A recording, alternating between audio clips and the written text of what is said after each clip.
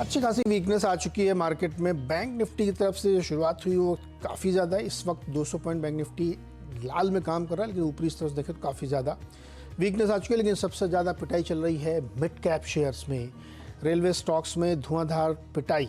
IDFC bank के नतीजों के बाद 5% नीचे, जी तो सर्किट पे है और ओबरा रियल्टी पर ध्यान रखिएगा 8.5% नीचे है। कमज़ोर नतीजे और उसके बाद फिर ये पूरे सेक्टर में यानी अच्छी खासी profit booking real estate shares में देखने को मिल रही है। तो आज मुनाफा वसूली का दिन है। इंडियन ऑयल कॉरपोरेशन 3.5% नीचे 143 पर इस वक्त ट्रेड करता हुआ दिख रहा है। सिप्ला नतीजे अच्छे दिए हैं, वो 8% ऊपर, और परसिस्टेंट सिस्टम 6% ऊपर है 8388, लगभग 8400 रुपये पर ये कामकाज करता हुआ दिख रहा है। स्प्लिट की खबर भी थी इसमें, नतीजों के बाद ज़बरदस्त परफॉर्मेंस इसमें देखने को मिल रहा है। बहुत सारे स्टॉक हैं जहां पे अभी भी अच्छी खासी मजबूती है, लेकिन बहुत सारे स्टॉक्स में कमज़ोरी है। सूर्योदय योजना अनाउंस की प्रधानमंत्री ने, तो उसकी वजह से बोरोसिल जैसे शेयर्स में अच्छी खासी तेज़ी 14% ऊपर है। इरेडा शुरुआत में तेज़ी दिखा रहा था, लेकिन अब फ्लैट 150 पे कारोबार कर रहा है। 0.44% की मजबूती है यहाँ पे। चलिए आज हम बातचीत करेंगे एंजल वन की स्नेहा सेठ से, जो हमारे दर्शकों के सवालों का जवाब देंगे। स्नेहा जी, बहुत बहुत स्वागत है आपका। पहले तो ये बताइए कि अचानक से ये इतनी तेज गिरावट है, क्या लग रहा है बैंक निफ्टी और निफ्टी में कहाँ सपोर्ट है? अगर आप देखें तो नीरज जी, मार्केट में जिस तरह के ओवरऑल सेलिंग दिखी है पिछले हफ्ते, वहां से थोड़ा सा अभी अपसाइड में सेलिंग प्रेशर रहेगा ही। अभी के लिए मेरा मानना है करके कि निफ्टी के लिए एक सपोर्ट जोन है अराउंड 21,500 के आसपास, और अपसाइड में 21,770 से लेके 800, हर 50 पॉइंट्स के इंटरवल में एक रेजिस्टेंस है। तो मेरा मानना है अभी के लिए फिलहाल के लिए मार्केट में जैसे भी आप देखें कि अपसाइड में ओपनिंग आती है या थोड़ा भी बाउंस बैक मिलता है, वहां पर आप सेल करके ट्रेड करना चाहे तो वो फोकस कर सकते हैं। इंडिविजुअल काउंटर्स पे फोकस करेंगे बेटर रहेगा, ज्यादा अग्रेसिवली ट्रेड ना करें इंडेक्स में, बेटर रहेगा। बैंकिंग इंडेक्स अगर बात करें तो बैंकिंग इंडेक्स अगर आप देखें तो थोड़ा सा अंडर परफॉर्मेंस दिखा ही था। हालांकि काफी अच्छा जो रेजिस्टेंस था पिछले 3 सेशन में, दैट वाज अराउंड 46,200 के आसपास, वो सरपास किया था। हालांकि वो स्ट्रेंथ मेंटेन नहीं कर पाया और वहां से भी फिर से बैंकिंग इंडेक्स में सेलिंग दिखी है। तो ओवरऑल मेरा मानना है करके कि थोड़ा सा इंडेक्स में आप लाइट रहें।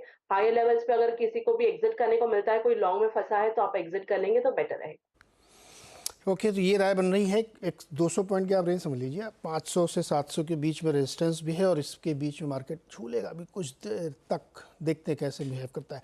चलिए फटाफट सवाल लेना शुरू करते हैं। अजय कुमार दुआ दिल्ली से हमारे साथ जुड़ रहे हैं। अजय जी नमस्कार, सवाल पूछिए सर। हाँ जी, नमस्कार नीरज जी। जी हाँ, मेरी ये क्वेरी है HDFC लाइफ पर।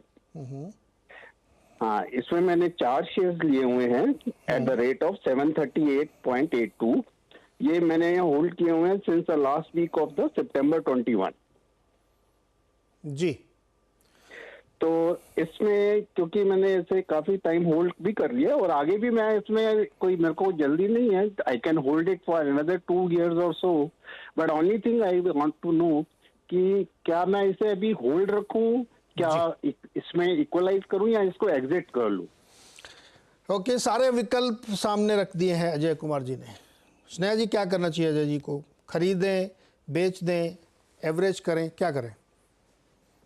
अगर आप ये काउंटर देखें तो यस, हाई लेवल्स पे सेलिंग काफी अग्रेसिवली आई है बीच बीच में, और वॉल्यूम भी सेलिंग आई है। तो मेरा मानना है कि यहाँ से थोड़ा बहुत और प्रेशर भी आ सकता है। एक सपोर्ट जोन के आसपास जरूर है। अगर आप देखें तो 600 के आसपास 580, ये जोन एक सपोर्ट जोन है। तो अभी के लिए मेरा मानना है करके कि अगर आप लॉन्ग साइड पे हैं तो with a strict stop loss आप 570 का एक स्ट्रिक्ट स्टॉप लॉस लगा के होल्ड करें। जो अभी भी काउंटर थोड़ा तेजी करता है, और अगर आप देखें करके कि जो एक रेजिस्टेंस है 200 डे सिंपल मूविंग एवरेज का, दैट इज अराउंड 620 जोन। तो ये 620 जोन निकाल देता है थोड़ा कन्विंसिंगली, और मे बी ये 630, 620, 630 ये जोन निकाल देगा, तो इसमें थोड़ी स्ट्रेंथ फिर से आ जाएगी। तब तक के लिए पॉसिबिलिटी है करके कि थोड़ा सा यहाँ से और नीचे आ जाए। बट आई वुड से करके कि अगर नीचे आता है 570 जोन के आसपास, तो वहां पे आप थोड़ा सा एवरेजिंग का सोच सकते हैं। ओके, तो ये है स्थिति, और इसमें आप एवरेजिंग के बारे में सोच सकते हैं, लेकिन वो लेवल्स आने पर ही। अगला सवाल है मथुरा से श्याम बंसल हमारे साथ जुड़ रहे हैं। श्याम जी नमस्कार, पूछिए सवाल सर। जी, एचपीसीएल के बारे में मुझे जानना था, क्या करना चाहिए मुझे अब करंट रेट पे? आज तो बहुत गिरा हुआ है अभी। ओके, करंट रेट पे क्या करना चाहिए? HPCL 449 पे चल रहा है, 4% नीचे, अच्छी खासी प्रॉफिट बुकिंग। आपने किस प्राइस पे लिए थे? मैंने जी काफी 2008 के आसपास लिए थे, जब बोनस नहीं आया था। उससे पहले 230 रुपए के आसपास थे। और आपको चिंता की बात है क्या? नहीं, मेरे को कोई चिंता नहीं है, बच्चों तक के लिए भी कोई चिंता नहीं है। ये भगवान, मतलब ओके, चलिए पूछते हैं स्नेहा जी। HPCL इन्होंने तो बहुत नीचे ले रखा है, 230 इनकी कॉस्ट, लेकिन जानना चाहते हैं हेल्थ चेक क्या करना चाहिए HPCL में?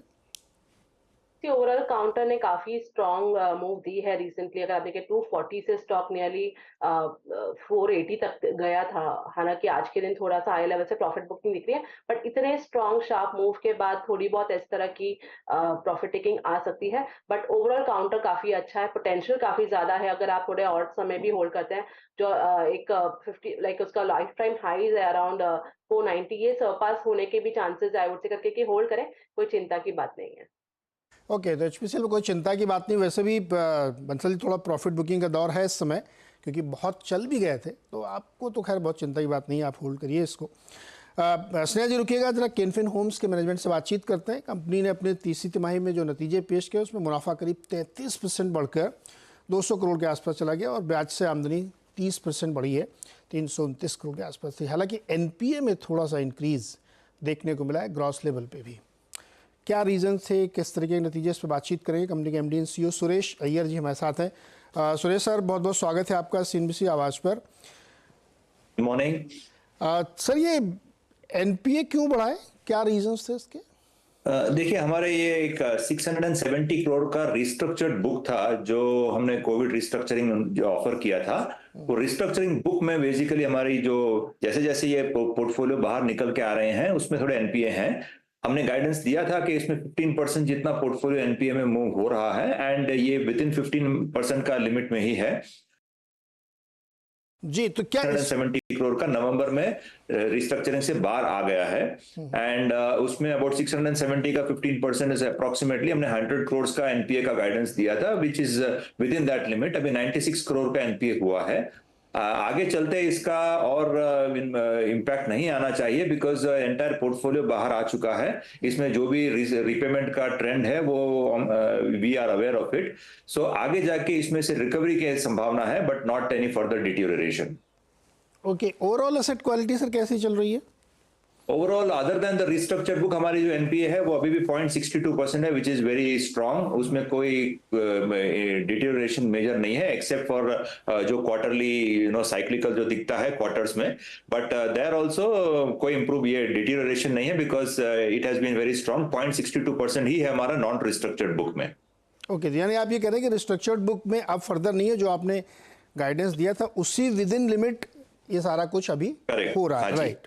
बिल्कुल। एक चीज और रिजल्ट में देखने को मिली कि आपका डिसबर्समेंट यानी लोन जो देते हैं उसमें क्वार्टर ऑन क्वार्टर कमजोरी देखने को मिल रही, गिरावट देखने को मिल रही। क्या रीजन है इसके सर?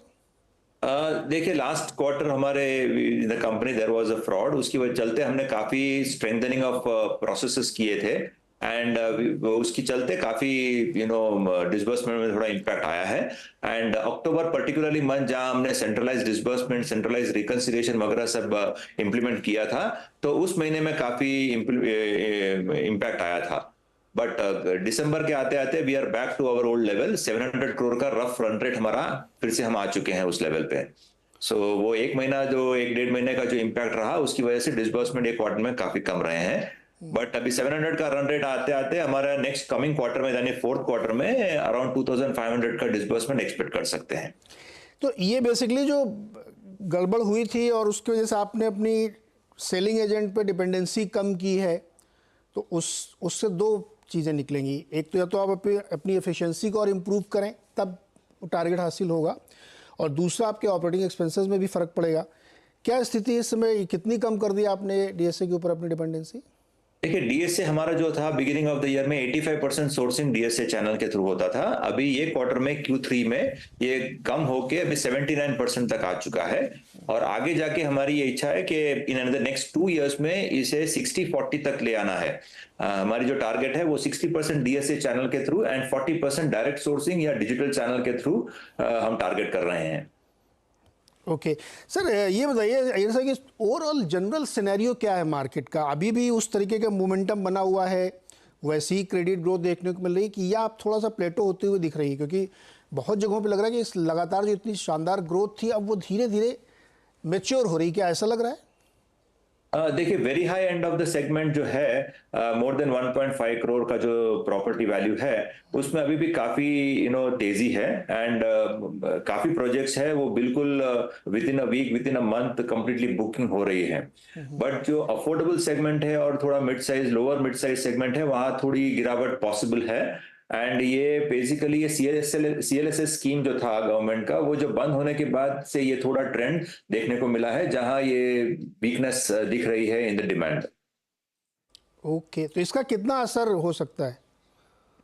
देखिए इसमें हमारी जो एवरेज टिकट साइज है वो अराउंड 22 टू 25 लाख है। और हमारी जो स्ट्रेटेजी हमने शुरुआत में बनाई थी वो ये है कि हम स्लाइटली टिकट साइज को इंक्रीज करेंगे and slightly bigger ticket size properties में टारगेट करेंगे।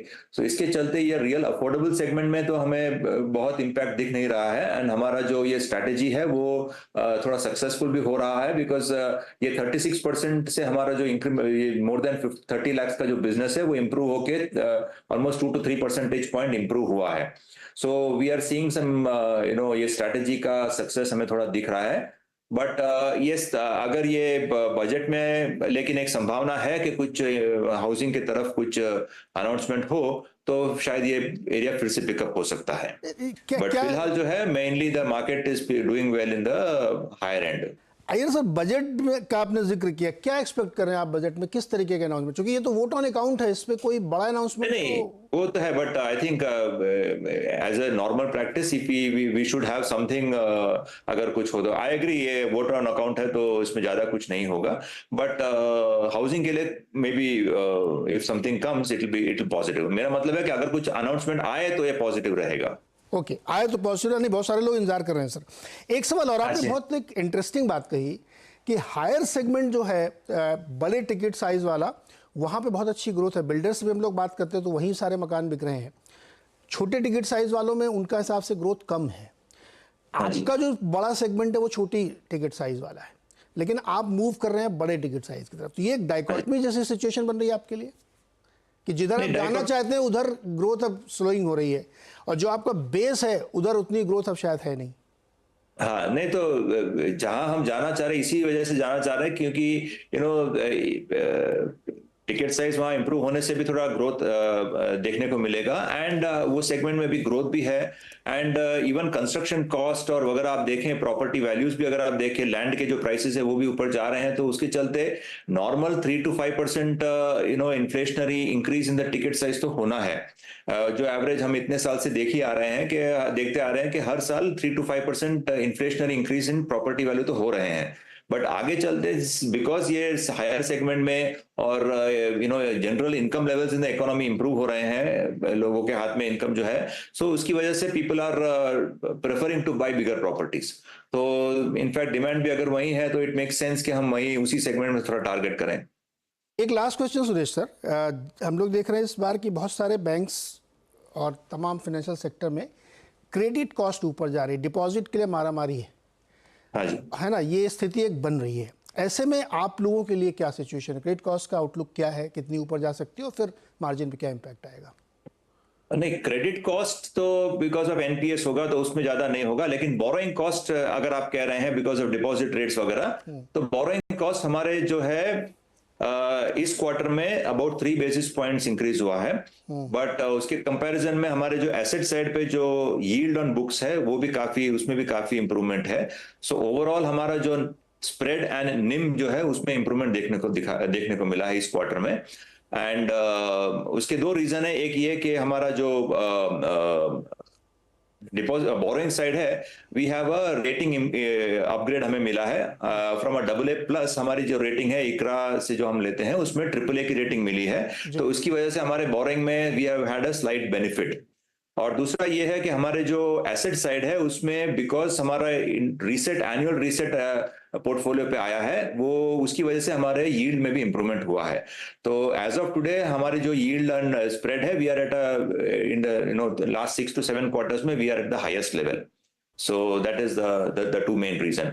और आगे चलते जो ये रेटिंग अपग्रेड जो हुआ है उसका हमें बेनिफिट मिलेगा। एंड दूसरा ये है कि आगे हमारा जो इस साल का NHB का रिफाइनेंस है वो अभी तक हमने लिया नहीं है, और उसके हम वेट कर रहे हैं। जैसे ही सैंक्शन आएगा हम पिकअप करेंगे, और वहां हमारा नॉर्मली आवर NHB का जो borrowing cost is the lowest for us. तो अगर वहां 1,000-1,500 के बीच में अगर हमारा सैंक्शन मिलता है तो we will be picking up that portfolio, that refinance. उसके चलते हमारा कॉस्ट में इंक्रीज नहीं आना चाहिए, बोरोइंग कॉस्ट। जी सुरेश सर, बहुत बहुत शुक्रिया और नए क्वार्टर के लिए शुभकामनाएं। साथ ही हम सब लोग या पूरा मिडिल क्लास ये उम्मीद कर रहा है कि भले ही ये वोट ऑन अकाउंट है लेकिन उनके लिए कुछ अनाउंसमेंट होना चाहिए। Thank you so much. Thank you so much sir, thank you so much जुड़ने के लिए। Thank you. तो केनफिन होम्स में कई सारी चीज़ें थी पिछले क्वार्टर में, DSA की डिपेंडेंसी कम की और एक गड़बड़ भी हुई थी उसकी वजह से, लेकिन फिर भी बैंक ने बेटर मैनेज करने की कोशिश की। आज थोड़ा सा नीचे 3%, 750 पे ट्रेड करता हुआ दिख रहा है। चलिए फटाफट अपने दूसरे दर्शक की तरफ चलते हैं जो सवाल पूछने के लिए बिल्कुल तैयार है। भावेश अहमदाबाद से हमारे साथ जुड़ रहे हैं। भावेश जी नमस्कार, पूछिए। नमस्कार सर जी, मेरे पास आइडिया के शेयर है सर, 15,000 शेयर है, 17.32 के। 17 रुपये 32 पैसे पर वोडा आइडिया लिया है और इस समय भाव चल रहा है 14 रुपये 70 पैसे।